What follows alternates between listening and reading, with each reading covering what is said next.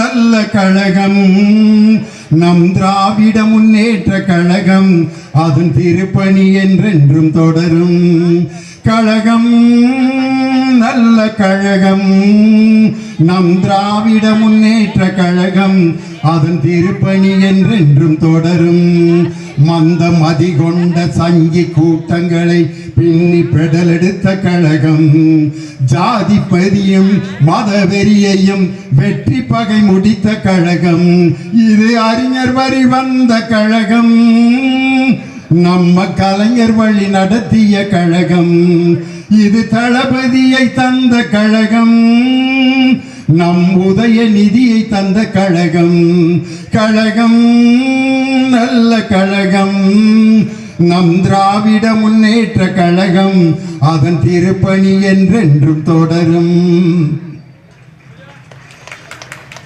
ஒரு 15 பேர் கைதட்டினாங்க, ரொம்ப நன்றி. எல்லாரும் ஏன் முதலமைச்சர் சட்டமன்றத்தில் உட்காந்துருக்க மாதிரியே உட்காந்துருக்கீங்கன்னு எனக்கு புரியல. அவரு தான் இப்படியே உட்காந்துருக்காரு. ஒரு மனிதன் ஏதாவது ஒரு சுவையான பொருள் சாப்பிட்டான்னா அந்த சுவை முகத்தில் தெரியும். புளிப்பு சாப்பிட்டான்னா ஊறுகாய் சாப்பிடுவேன் அப்படிங்க. இனிப்பு சாப்பிடும்போது அந்த இனிப்பு முகத்தில் தெரியும். கசப்பு சாப்பிட்றப்ப கசப்பு முகத்தில் தெரியும். எந்த சுவையான உணவு கொடுத்தாலும் உணர்வே இல்லாமல் ஒரு மனிதன் அமர்ந்திருக்கிறான்னா அந்த குரூப்பை என்ன சொல்றதுன்னு தெரியல. நீங்க அது மாதிரி உட்கார்ந்துருக்காதீங்க. இது நம்ம திராவிட முன்னேற்ற கழகத்தின் கூட்டம். நம் முத்தமிழறிஞர் டாக்டர் கலைஞர் அவர்களுடைய நினைவேந்தல் கூட்டம். இந்த அருமையான கூட்டத்தை மிக சிறப்பாக தலைமை தாங்கி நடத்தி கொண்டிருக்கக்கூடிய, இவ்வளவு நேரம் யாருக்கும் துண்டு போடல. நான் பேச ஆரம்பிச்சோன்னா ஒரு 15 வேட்டி வந்துருச்சு, போட்டுக்கிட்டு இருக்காரு, முடிச்சிருவாரு.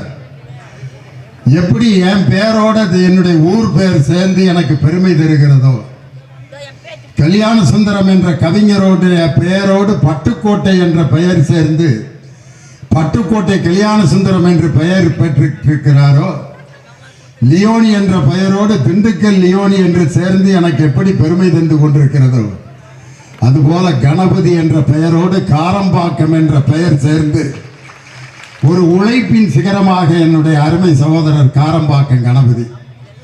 எட்டரைக்கெல்லாம் இந்த கூட்டம் முடிஞ்சிரும்னு சொல்லிட்டு இருந்தாரு. இப்ப நடந்துட்டு இருக்க நேரத்தை பாரு, 9 ஆக போகுது. ஒரு ட்ரெயின் இப்படித்தான் 8:30 மணிக்கு வர வேண்டிய ட்ரெயின் 9:30க்கும் 10:30க்கும் வந்துகிட்டே இருந்திருக்கு. அந்த ஊருக்காரங்க நொந்துட்டாங்க. என்னடா ஒரு நாளைக்காவது 8:30க்கு வந்துருமான்னு பார்க்குறான் அப்படின்னு பார்த்தா ஒரு நாள் கரெக்டாக 8:30க்கு வந்துருச்சு.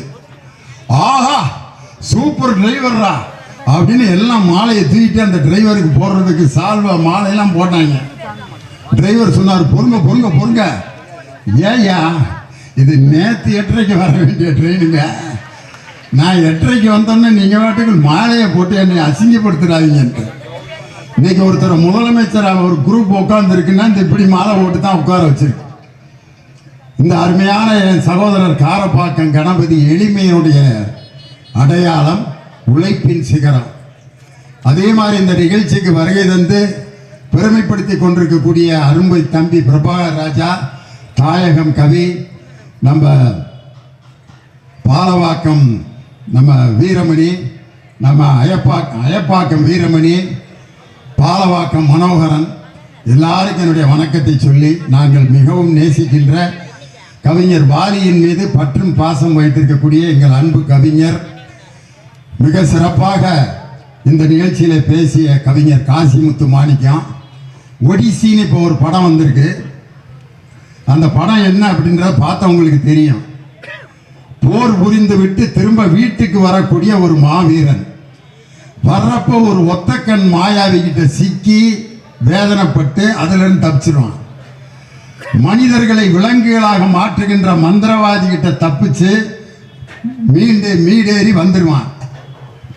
நிறைவாக அவன் தாயகத்திற்கு வீரனாக வந்து சேர்ந்த ஒடிசியை போல் பலவிதமான இடையூறுகளில் எல்லாம் மாட்டி இன்று தாய் வீடு திரும்பி இருக்கிற என் அன்பு தம்பி பெஞ்சமின் அவர்கள், அவர் இன்னைக்கு திமுகவில் கலந்துகிட்டதுக்கு பிற்பாடு முதல் கூட்டம் இந்த கூட்டம். அது லியோனிக்கு அப்படி ஒரு ராசி இருக்கு. நம்ம தங்க தமிழ்ச்செல்வன் அதிமுகலேருந்து திமுகவுக்கு வந்து கலந்துகிட்ட முதல் கூட்டம் என் தலைமையில் தான் நடந்துச்சு. அண்ணன் ஓபிஎஸ் அவர்கள் அதிமுகலேருந்து திமுகவுக்கு வந்தோன்னா என் கூட உட்காந்து தான் முதல் திமுக கூட்டத்தில் பங்கேற்றார். அதனால் என் தம்பி பெஞ்சமின் அவர்கள் நான் கலந்துக்கிற அந்த கூட்டத்தில் முதல் கூட்டமாக திமுக வேட்டி கட்டி இங்கே உட்காந்துருக்கார். ஏன் அவர் இன்னைக்கு நான் சொல்கிறேன்னா, நான் வாத்தியாராக இருக்கப்ப எனக்கு கல்வி அமைச்சராக இருந்தது. நான் வாத்தியாராக இருக்கேன், அப்போ வந்து எனக்கு கல்வி அமைச்சர். திண்டுக்கல்ல ஒரு கல்வி அமைச்சருடைய கூட்டத்துக்கு நான் ஓரத்தில் அப்படி உட்காந்து வரவேற்புரையாவது நம்மளை கூப்பிடுவாங்களான்னு பார்த்தா, அது எப்படி அவர் இருந்த கட்சியில் என்னை கூப்பிடுவான வரவேற்புரையாற்ற. தூரத்தில் நின்று ஒரு கல்வி அமைச்சரை நான் வேடிக்கை பார்த்தேன். அதே மாதிரி நான் சார்ந்திருக்கக்கூடிய பாடநூல் கழகம் என்ற பெயரை பாடநூல் மற்றும் கல்வியியல் பணிகள் கழகம் என்று மாற்றியது அவர் கல்வி அமைச்சராக இருந்த காலத்தில் தான். அதனால் இப்படி பல சாதனைகளை புரிந்த பெஞ்சமின், அதாவது கையில் பிடித்தால் நம்மை கையை விட்டு விலகி ஓடுவது வெராமீன், மனிதனுக்கு சக்தியை தருவது சுறாமீன். இன்று நம் கழகத்திற்கு கிடைத்திருப்பது பெஞ்சமின். அதனால தான் அவர் வந்திருக்கிறது எனக்கு ரொம்ப சந்தோஷம். இன்னைக்கு நம்ம அண்ணா அமைப்பு செயலாளர் RS பாரதி அண்ணன், அவர் கலைஞரோட எப்படி இருந்தாருங்கிறதுக்கு தலைவரே மேடையில் இந்த சம்பவத்தை சொன்னார். அவரும் தலைவர் கலைஞரும் ட்ரெயினில் போவாங்களாம். கருணாநிதி அடுத்து பாரதி அப்படின்னு பேர். அதில் கருணாநிதி எம் அப்படின்னு வயசு போட்டிருப்பாங்க மேல், பாரதின்னு போட்டு எம்னு போடாமல் மறந்துட்டு எஃப்னு போட்டு வயசை போட்டாங்க.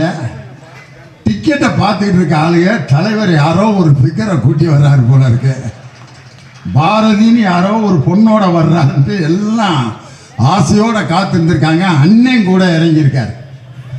நான் இதை எதுக்காக சொல்கிறேன்னா, நம்ம தலைவர் கூட எவ்வளவு நெருக்கமாக இருந்த ஒரு அருமையான எங்கள் அருமை அண்ணன் அமைப்பு செயலாளராக நமக்கு கிடைத்திருப்பது ஒரு மாபெரும் பெருமை. அவர் இன்னைக்கு 3/4 மணி நேரம் பேசலாம், ஆனால் எனக்காக 15 நிமிஷத்தில் முடிச்சிட்டார். வர்ற ஆகஸ்ட் 15ஆம் தேதி அன்னைக்கு அண்ணனுக்கு பிறந்த நாள்.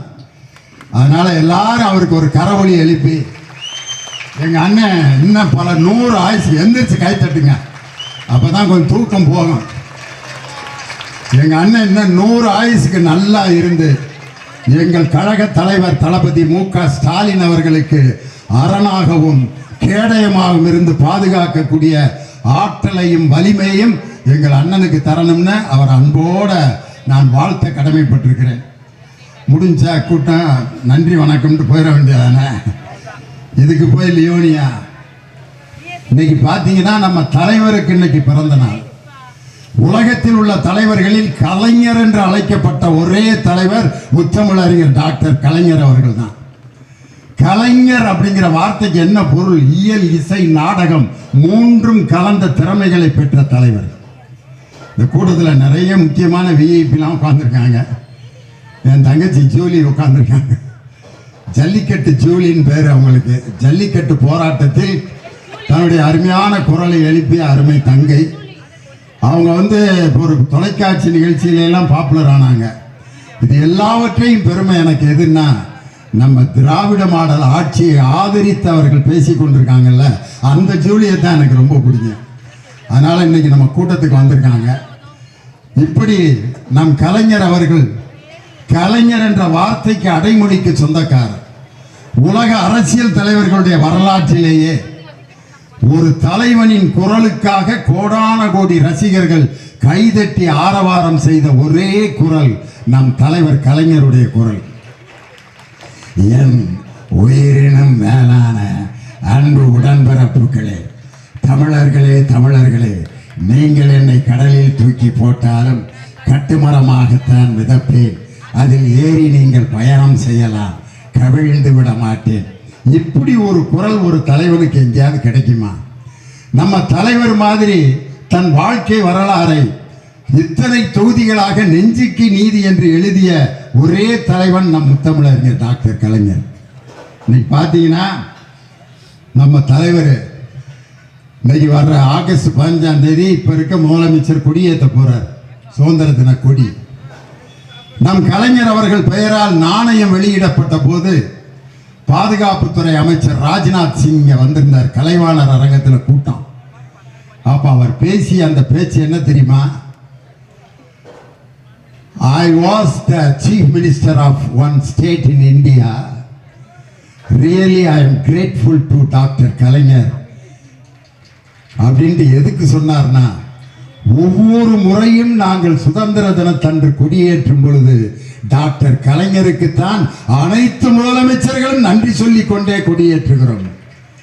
மாண்புமிகு ஜோசப் விஜய் அவர்களே, நாளை மறுநாள் நீங்கள் சுதந்திர தின கொடி ஏற்றும் பொழுது என் தானை தலைவன் டாக்டர் கலைஞருக்கு நன்றி சொல்லிக் கொண்டேதான் நீங்கள் கொடியேற்ற வேண்டும். வெங்கையா நாயுடு அவர்கள் துணை ஜனாதிபதியாக இருந்தப்ப நம்ம ஓமந்தூரார் அந்த மருத்துவமனைக்கு பக்கத்தில் இருக்கக்கூடிய சிலையை திறந்து வைக்க வந்திருந்தார்.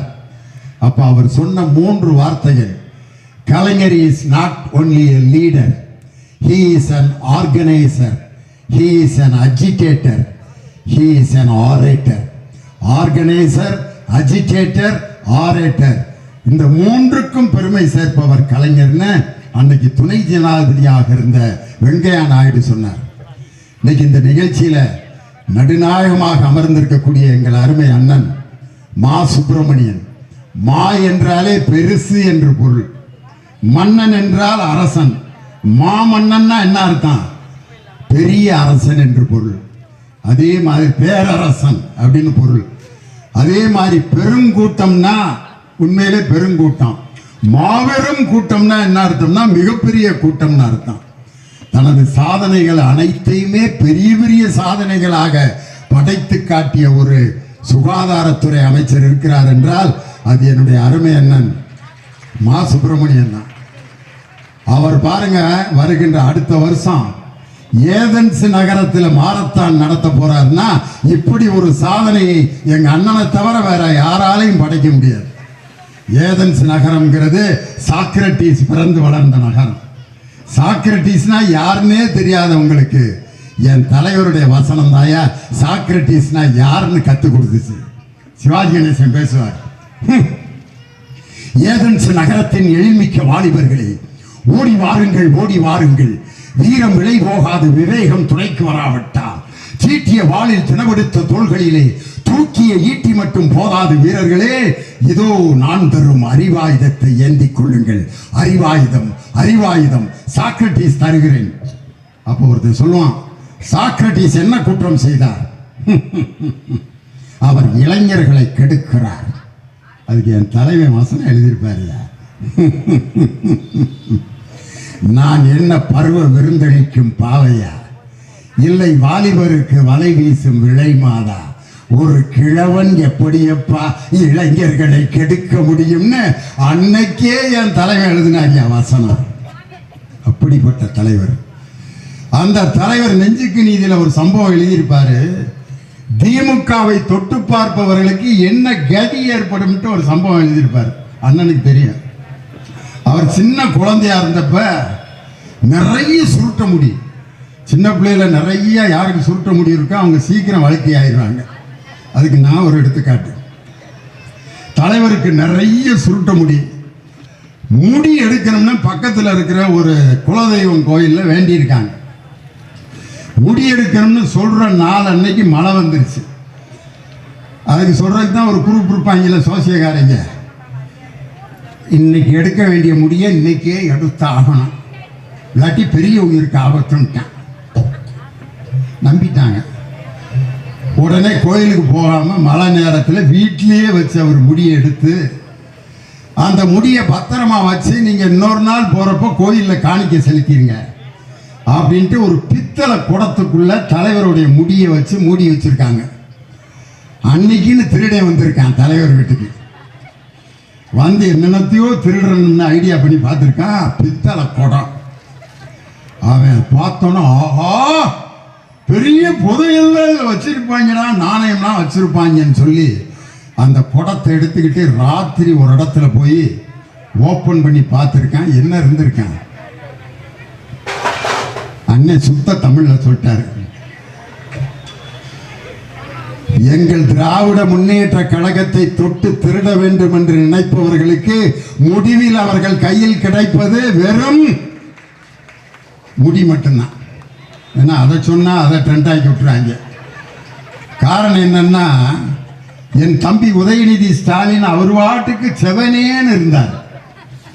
அவரை போய் கைது செய்து ஓலக்கூர் காவல் நிலையத்திலே மதிய உணவு அருந்தி கொண்டிருக்கிறார். அன்னைக்கு நாள் முழுவதும் அவர் தான் ட்ரெண்டிங்ல தலைப்பு செய்தி. என்னடா நம்ம என்னமோ ஒன்று நினைச்சான், வேற மாதிரி ஆயிடுச்சு அப்படின்னு சொல்லி இன்னைக்கு அவர் தஞ்சாவூருக்கு கூட போகாமல் மீண்டும் பல லட்சக்கணக்கான மக்களுக்கு மத்தியில் தான் ஒரு திராவிட தலைவன் என்பதை நிரூபித்து காட்டிய என் அன்பு தம்பி உதயநிதி ஸ்டாலின். இன்னைக்கு பார்த்தீங்கன்னா என் தலைவருடைய பிறந்த நாள் நினைவு நாள் விழா. இன்னைக்கு இந்த நாட்டில் என்ன நடந்துகிட்டு இருக்கு, சட்டமன்றத்தை பற்றி எங்கள் அண்ணன் பாரதி அண்ணன் சொன்னாங்க. சட்டமன்றத்தில் சட்டமன்றமாயா நடக்குது, 13 ஜோக்கராக இருந்தால் எப்படின்னே ரம்மி விளையாடுறது. எங்கள் உதயநிதி தான் சொன்னார், 13 ஜோக்கராக இருந்தால் எப்படா ஜெயிக்கிறது. அதை விட நான் ஒரு உதாரணம் சொல்கிறேன். ஒரு கச்சேரினா பாடகர் இருக்கணும், மிருதங்கம் இருக்கணும், கஞ்சிரா இருக்கணும், கொன்னக்கோள் சதி சொல்கிறவன் இருக்கணும், வயலின் இருக்கணும். இது எல்லாம் சேர்ந்து தான் கச்சேரி. கலியுக வரதன் கண் கண்ட தெய்வமாய் காட்சிகளேப்பது பழனியிலே. டங்கு தந்து டாக்கு திந்து டாக்கு திந்து டாக்கு திந்து மிருதங்கம். தீம் தக்கிட்ட ஜொனுதா தாம் த ஜொனுதா அப்படின்னு கொன்னக்கோள் சதி. கடம் அடிப்பான். வயலின் தான் தான் தான் தான் தான் இப்படி நடந்தா தான் கச்சேரி. எல்லா பேருமே ஜால்ரா வச்சுக்கிட்டு கலியுக சைஞ்சக் சைஞ்சக் சைஞ்சக்னு அடிச்சா கச்சேரியில கல்லை கொண்டு எறிவானா எரிய மாட்டானா. அம்புட்டும் ஜால்ரா வாங்குறாங்க பாருங்க. பல்பு டெய்லி முதலமைச்சரே 5000 வாட்ஸ் பல்பு வாங்கினாரு முதல் கூட்டத்தில். பட்டி வேஷ்டி மாப்பிள்ள மாதிரி அழகா இருந்தார். அன்னைக்கு என்னைக்குமே முகத்தில் எந்த ரியாக்ஷனுமே இல்லாத நம்ம மாண்புமிகு முதலமைச்சர் அன்னைக்கு ஒரு நாள் சிரிச்சார். அந்த சிரிக்க வச்சது கூட எங்க எம்ஆர்கே பன்னீர்செல்வம் தான். அவங்க என்னென்னமோ பேசி தலைவரை சிரிக்க வைக்கலாம்னு நினைச்சாங்க. ஒவ்வொரு மந்திரி எந்திரிச்சு ஆகாகா வாகாகா வானமே வையமே பூமிய தரைய அப்படின்னாங்க. என்னமோ விட்ட போடுறோம், ஒன்றும் வேலையாக மாட்டேங்குது. அன்னைக்கு வாங்கினார் பாருங்க ஒரு பல்பு. வறட்சி நிவாரணம் விவசாயிகளுக்கு தரவில்லை, விவசாயிகளுடைய கடன் முழுமையாக அடைக்கப்படவில்லை, காவிரி தண்ணீர் இன்னும் திறக்கப்படவில்லை. எனவே டெல்டா மாவட்டத்தினுடைய விவசாயிகள் காய்ந்து கொண்டிருக்கிறார்கள். நம்ம எதிர்க்கட்சி தலைவர் கம்பீரமா முழங்குறார். நம்ம மாண்புமிகு முதல்வர் எந்திரிச்சாங்க. மாண்புமிகு சி ஜோசப் விஜய் பட்டி வேஷ்டியோட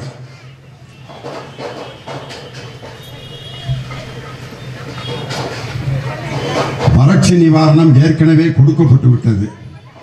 இதெல்லாம் பேப்பர் படித்தவர்களுக்கு நன்றாக தெரியும். உடனே அவங்க நல்ல உள்ள எந்திரிச்சு தளபதி கச்சேரி அப்படின்னு ஆடினாலும் ஆடி இருப்பாங்க.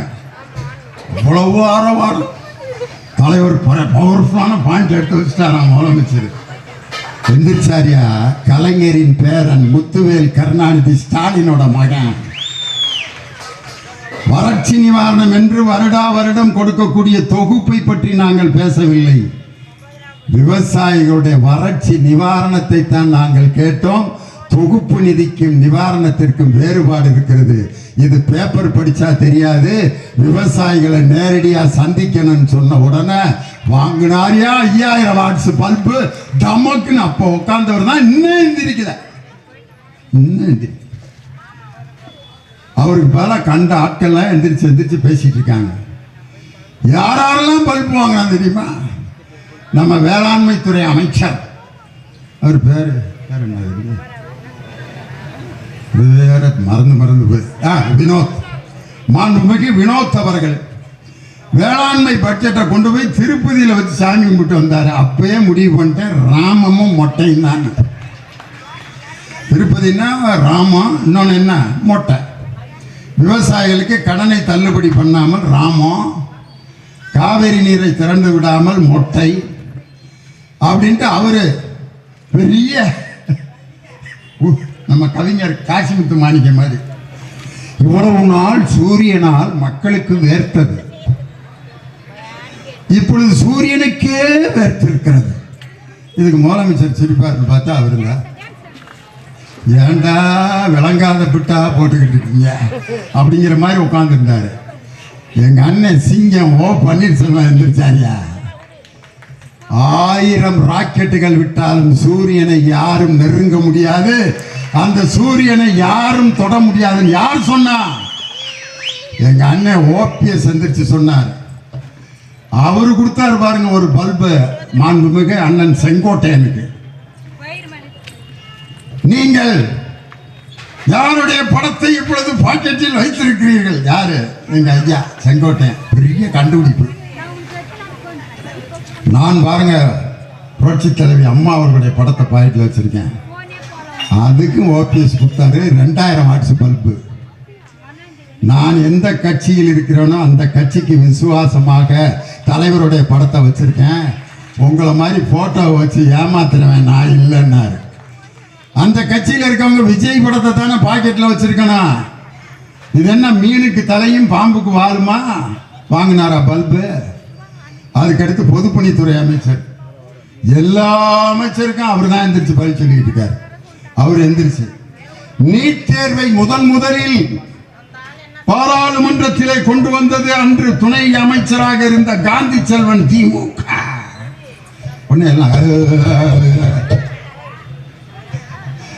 எந்திரிச்சார் நம்ம கொறடா.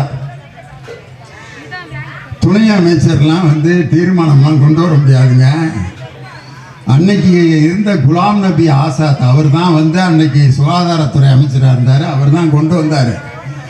கொண்டு வந்த நீட் தேர்வை எங்க மாநிலத்துக்கு நாங்கள் வைக்க மாட்டோம்னு சொல்லி மற்ற மாநிலங்களெல்லாம் நீட் தேர்வை நடத்திய போது அதை மறுத்து நீட் தேர்வை நடத்தாமல் தடுத்த தலைவன் முத்தமிழறிஞர் டாக்டர் கலைஞர்னாரா? வாங்கினாரா ஒரு பல்பு? ஏதாவது நல்ல விஷயம் பேசிட்டு இருக்கப்ப டக்குன்னு டேக் டைவர்ஷன் எடுப்பாங்க. அதுக்குன்னு ஒரு அமைச்சர் வச்சிருக்காங்க. அவர் தான் மின்சாரம் மற்றும் சட்டத்துறை அமைச்சர்.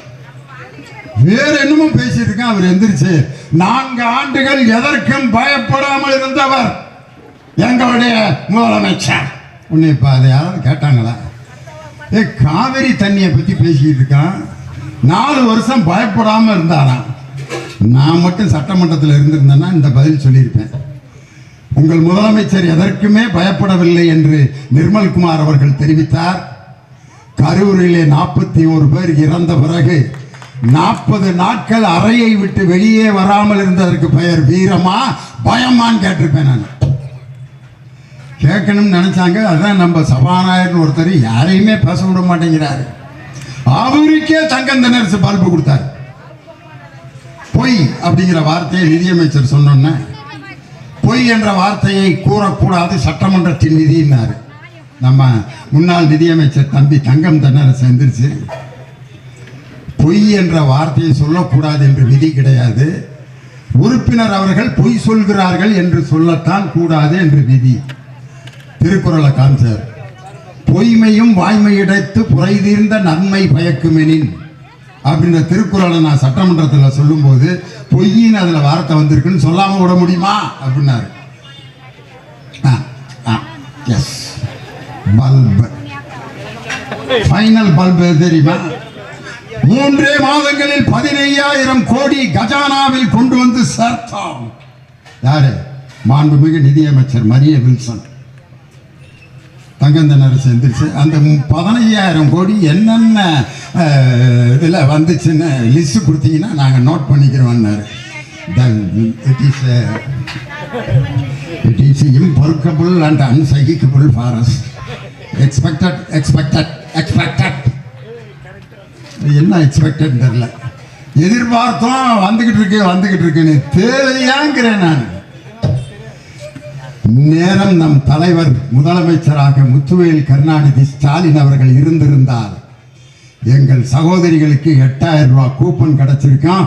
3 பொருள்களை நேரம் வீட்டில் வாங்கி நீங்க சேர்த்திருப்பீங்க. ஆனா இன்னைக்கு எல்லாத்துக்கும் அல்வா. ஆனா அண்ணன் சீர்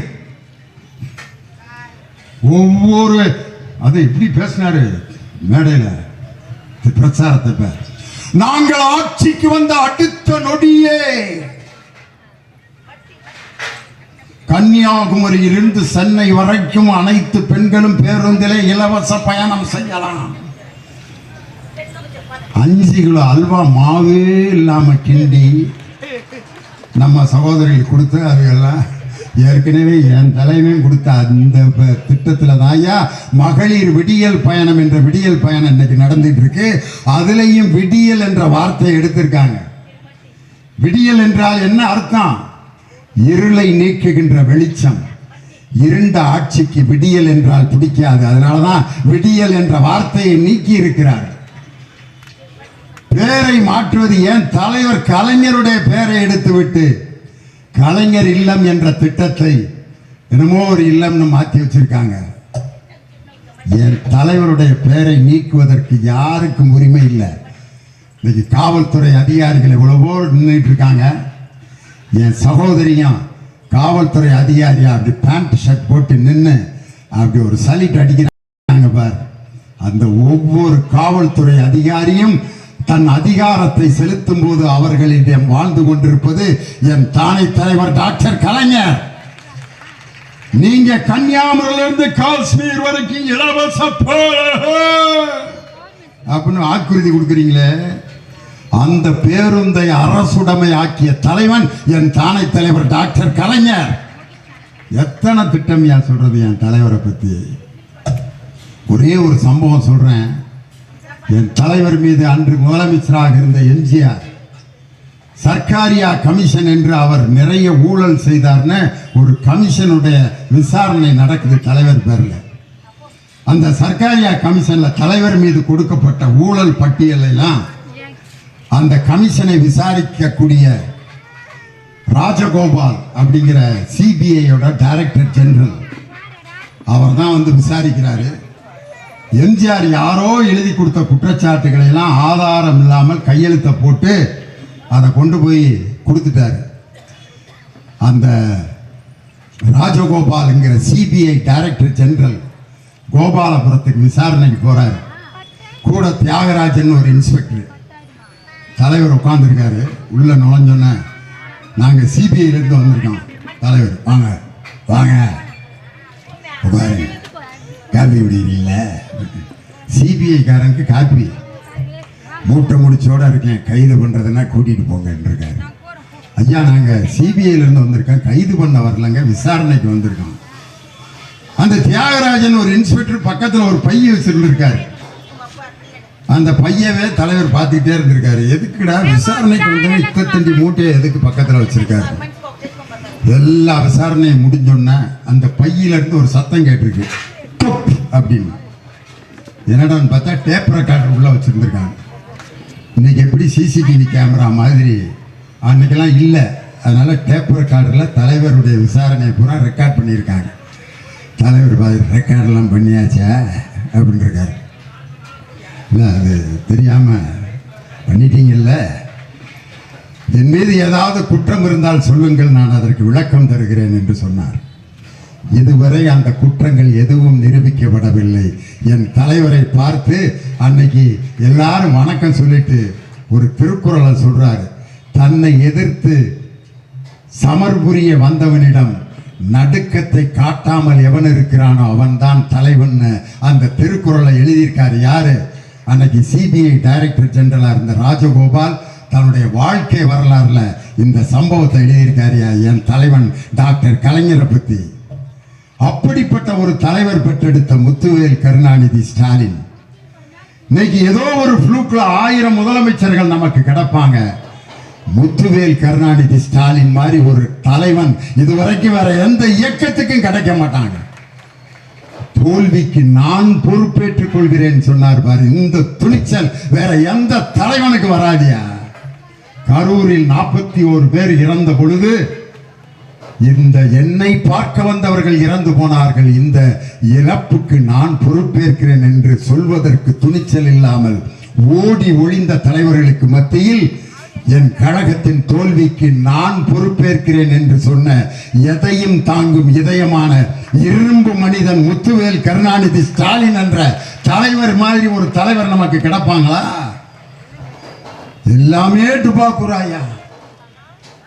ஜனநாயகன் படத்தில் பார்த்தீங்கன்னா எம்ஜிஆர் அவர் பாட்டுக்கு போட்டோவில் இருக்கவர தலை அப்படின்னு அவர்கிட்ட இருந்து சவுக்க வாங்கி, நீ ஏன் சொந்தமாக கடையில் போய் சவுக்கு வாங்க, எதுக்கு அவர் கையில் இருந்த சவுக்க பிடுங்குற? எம்ஜிஆர் அன்னைக்கு எங்க வீட்டு பிள்ளையில அந்த பாட்டு எப்படின்னு தெரியுமில்ல, பெஞ்சமின் எனக்கு தெரியாத பாட்டா? சிலர் ஆசைக்கும் தேவைக்கும் வாழ்வுக்கும் வசதிக்கும் ஊரார் கால் பிடிப்பார், ஒரு மானமில்லை அதில் ஈனமில்லை, அவர் எப்போதும் வாழ் பிடிப்பார். எதிர்காலம் வரும் என் கடமை வரும், இந்த காக்கைகள் கூட்டத்தை ஒழிப்பேன் அப்படின்னு தான் எழுதியிருந்தது. அன்னைக்கு காங்கிரஸுக்கு இன்னொரு பேரு காக்கான்னு பேரு. அதனால காக்கைனா அவங்கள குறிச்சிருவாங்கட்டு சென்சார்ல எடுத்துட்டு என்ன வார்த்தை போட்டாங்க தெரியுமா? எதிர்காலம் வரும் என் கடமை வரும், இந்த கூட்டத்தின் ஆட்டத்தை ஒழிப்பேன். பொது நீ எல்லாமே ஓசி தானா? சவுக்கு எம்ஜிஆர்ட்ட வாங்கின ஓசி. கொடியில பாத்தீங்கன்னா 2 யானைக்குட்டி. இது எதுன்னா முத்தூட் பைனான்ஸோட, முத்தூட் பைனான்ஸ் பாத்திருக்கீங்களா? அதுல 2 யானைக்குட்டி தான். அந்த கொடி பார்த்தீங்கன்னா ஒரு ஜாதி சங்க கொடியா. அவங்க இப்போ கேஸ் போட்டுக்கிட்டு இருக்காங்க. இது எங்க நாங்கள் 30 வருஷத்துக்கு முன்னாடியே எங்கள் ஜாதி சங்கத்துக்கு இந்த கொடியை போட்டேன், இவங்க எடுத்துட்டாங்க 3 கலரை போட்டு.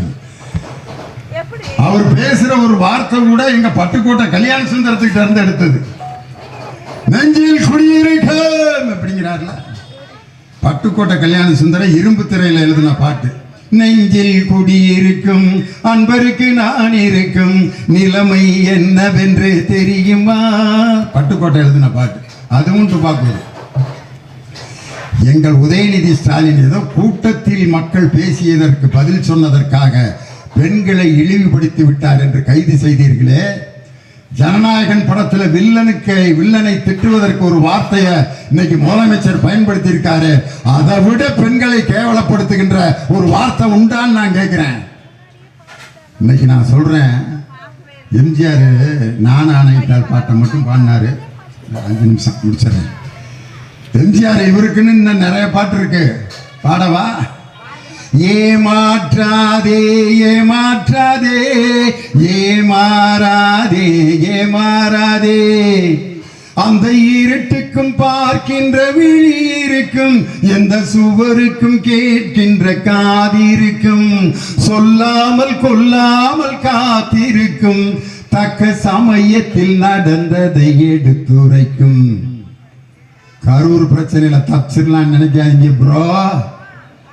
அந்த இருட்டுக்கும் பார்க்கின்ற வெளியிருக்கும், எந்த சுவருக்கும் கேட்கின்ற காதிருக்கும், சொல்லாமல் கொள்ளாமல் காத்திருக்கும், தக்க சமயத்தில் நடந்ததை எடுத்துரைக்கும். அன்னைக்கு எம்ஜிஆர் பாடிட்டார். வெயிட் ப்ரோ வெயிட் இருக்கு. இன்னொரு பாட்டு இருக்கு, எம்ஜிஆர் பாட்டு, எனக்கு ரொம்ப பிடிச்ச பாட்டு. நாளொரு மேடை பொழுதொரு நடிப்பு, அவன் பேர் மனிதன் அல்ல, நாவில் ஒன்று நினைவில் ஒன்று, அதன் பேர் உள்ளமல்ல, உள்ளத்தில் இருப்பதை உதட்டில் வைப்பவன் எவனோ அவனே மனிதன், ஊரார் பணத்தில் உயிரை வளைப்பவன் உலகத்தில் கோழைகள் தலைவன், உலகத்தில் கோழைகள் தலைவன், நாளொரு மேடை பொழுதொரு நடிப்பு, அவன் பேர் மனிதன் அல்ல. இன்னொரு பாட்டு இன்னைக்கு முதலமைச்சர் எம்ஜிஆர் பாடியிருக்கார்.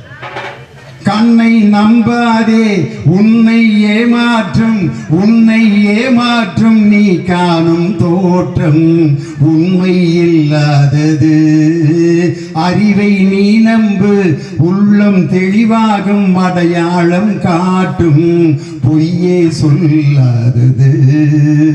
பொன் பொருளை கண்டவுடன் வந்த வழி மறந்துவிட்டு பனையூருக்கு போகிறவர் போகட்டுமே.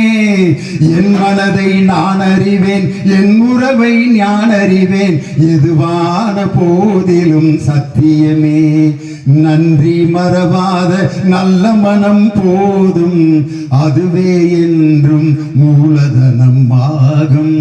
கண்ணை நம்பாதே ப்ரோ. உங்க கூட இருக்க அந்த கூட்டணி கட்சிகளை எல்லாம் நம்பி நீங்க உட்கார்ந்துருக்கீங்க. நாங்க எங்க உடம்புல இருந்த கோமணத்தை நாங்க கழட்டி போட்டோம். அதுதான் இன்னைக்கு உங்களுக்கு பட்டு வேட்டி. புரிஞ்சவங்க புரிஞ்சுக்கிறீங்க. நாங்க முகம் துடைக்கிறதுக்கு வச்சிருந்த கர்ச்சிப்பு தான் இன்னைக்கு நீங்க தோல்ல போட்டிருக்க துண்டு. நாங்க கையில வச்சிருந்த குச்சி தான் நீங்க உட்கார்ந்து இருக்கிற நாற்காலி. இன்னைக்கு நான் சொல்றேன், அந்த கூட்டணி கட்சியினுடைய ஆட்சியில் இன்னைக்கு ஓடிக்கிட்டு இருக்கு. இன்னைக்கு அந்த கூட்டணி கட்சியே ஒன்னொன்னா அப்படியே பார்க்குது, என்னடா அப்படின்ட்டு. நான் என்னைக்கு வைகோ அண்ணன் போய் சேர்ந்தாரோ நான் முடிவு பண்ணிட்டேன், மேட்ரு சீக்கிரம் சிந்தாபாத் ஆயிருந்தாங்க. சட்டமன்றத்தில் வந்து முதலமைச்சர் அப்படின்னார்ல, என் தலைவர் இப்படி தான் காமிச்சார். என்ன அர்த்தம்னா பேசி முடிச்சிட்டோன்ட்டு, அதை கூட ஒழுங்கா காட்டாம இந்த அப்படின்னார். இதுக்கு என்ன அர்த்தம்னா, உங்க தமிழ்நாட்டு மக்களை எல்லாம் தொடர்ந்து கழுத்தறுக்க போறேன், காத்திருங்க. 6 சிலிண்டரா ஒன்றும் கிடைக்காது அப்படின்னு அர்த்தம். இன்னைக்கு அவரு அந்த கூட்டணி கட்சினா எங்க அண்ணன் வைகோ அவர்கள் என்னைக்கு போனாரோ, அவர் வெளியிட்ட புஸ்தகத்தை அவர் வெளியிடுவார்னு கூப்பிட்டதுக்கு வரமாட்டேன்ட்டாரு. போனால் நமக்கு அதுதான் கடைசி நிகழ்ச்சி ஆகுங்க, வேணாம்டா இந்த பம்பரம் எந்த சாட்டை சுற்றினாலும் சுற்றும் போல இருக்கு, இது வேலை. இன்னும் எப்படியும் ஒரு 3 மாதத்துல தனுஷோட கட்சியில் அண்ணன் வைகோ அவர்கள் இருப்பார். உலகத்தில் உள்ள தலைவர்களிலே நான் மிகச்சிறந்த தலைவனாக தனுஷ் அவர்களை பார்க்கிறேன். ஜெர்மனியில் இருக்கக்கூடிய ஹிட்லர் இருக்கிறாரே, ஹிட்லர் பேசினாலும் பேசுவார். உண்மையில் வைகோ அவர்கள் மேலே நான் மிகப்பெரிய மரியாதை வச்சிருக்கேன். அப்படிப்பட்ட ஒரு பேச்சாளனை என் வாழ்க்கையில் இதுவரை நான் பார்த்ததில்லை. அவருடைய பேச்சுக்கு நான்லாம் அடிமை. ஆனால் அரசியலில் இப்படி ஒரு கேவலமான மனிதன், இப்படி ஒரு துரோகியை நான் பார்த்ததில்லை. துரோகிங்கிற வார்த்தை சொல்றதுக்கு மன்னிக்கணும். என் தலைவர்கிட்ட கேட்டாங்க, நீங்கள் புண்பட்டது எப்போது, பண்பட்டது எப்போது? தலைவர் சொன்னார், முதல் துரோகத்தை சந்திக்கும் போது புண்பட்டேன், தொடர்ந்து துரோகங்களை சந்திக்க சந்திக்க பண்பட்டு விட்டேன் அப்படின்னார். இன்னைக்கு பண்பட்ட ஒரு தலைவர் தாயா என் தலைவன் முத்துவேல் கருணாநிதி ஸ்டாலின். ஒரே ஒரு சம்பவத்தை சொல்லி முடிச்சிருக்கேன், ரொம்ப லேட் ஆயிடுச்சு. ஒரு பூட்டை பூட்டிட்டு வீட்டில இருந்து போயிடுறாங்க. சாவி காணா போயிருது. சாவியை காணா போட்டமே வீட்டு ஓனர். பூட்டை வந்து திருப்பி திறக்கன்னு பார்க்குறாங்க, சாவி இல்லை. என்ன பண்ணுறது? எம்ஜிஆர்னா பின்னாடி வந்து டம்முன்னு இடிப்பார், திறந்துடும். பார்க்குறாங்க பெரிய திண்டுக்கல் பூட்டு, மாட்டு சாவிலாம் போட்டு பார்க்குறாங்க, திறக்க முடியல. என்னடா பண்ணாங்க? சுத்தியில் எடுத்து ஓங்கி பூட்டை உடைச்சான். அப்போ பூட்டு சொன்னுச்சு, காணா போட்டவனுக்கும் தண்டனை கிடையாது, பூட்டிட்டு எங்கேயோ கிடக்கிற சாவிக்கும் தண்டனை கிடையாது, கடமையை சரியாக செய்த பூட்டுக்கு தாண்டா தண்டனை கொடுத்துருக்காங்க. கடமையை சரியாக செய்த என் தலைவர் இன்று தோற்று இருக்கலாம். அப்படி தோற்ற என் தலைவன் பண்பட்டு நாளை இதே தமிழகத்தை மீண்டும் ஆழ்வார் முத்துவேல் கருணாநிதி ஸ்டாலின். ஒரு கல்யாண வீட்டில் வாழை மரம் கட்டியிருப்பாங்க. 3 நாளைக்கு அந்த வாழை மரம் ஜேன்னு இருக்கான். கல்யாண வீடு முடிஞ்சோடனே வாழை மரம் கீழே கிடக்கும். பயில ரயில் வண்டி விளையாடுவேன், வாழைக்காயெல்லாம் பிச்சுட்டு போயிடுவாங்க, குப்பையில் கிடக்கும் வாழை மரம். ஆனால் ஒரு கட்டிடத்தை கட்ட பயன்படுத்துகின்ற சாரத்தை பார்க்கிற சவுக்கு மரம், கட்டிடம் கட்டியவுடன் மீண்டும் லாரியில் அதை ஏற்றிட்டு போயிட்டே இருப்பாங்க. இன்னொரு கட்டிடம் கட்டுவதற்கு அந்த சவுக்கு மரம் மீண்டும் போய் கொண்டிருக்கும். இன்னைக்கு கல்யாண வீட்டில் கட்டப்பட்ட வாழை மரம் போல் இந்த தாவேக ஆட்சி. ஆனால் மக்களுக்கு தொடர்ந்து உழைக்கும் சவுக்கு மரம் போன்ற எங்கள் திராவிட முன்னேற்ற கழகத்தின் அந்த கட்சி தொண்டர்களை எங்கள் கழகத்திடமிருந்து யாரும் பிரிக்க முடியாது. மீண்டும் முத்துவேல் கருணாநிதி ஸ்டாலின் மீண்டும் தமிழகத்தின் முதல்வர் ஆவார். எங்கள் தம்பி உதயநிதி ஸ்டாலின் என்ற படைத்தலைவனின் போருக்கு பின் என்று சொல்லி உங்களிடமிருந்து விடைபெறுகிறேன். நன்றி, வணக்கம். டாக்டர் கலைஞர், டாக்டர் கலைஞர், திராவிட முன்னேற்ற கழகம், தமிழக முதல்வர் தளபதி ஸ்டாலின், எங்கள் நிரந்தர முதல்வர் தளபதி ஸ்டாலின், இளைய தலைவர் உதயநிதி ஸ்டாலின்,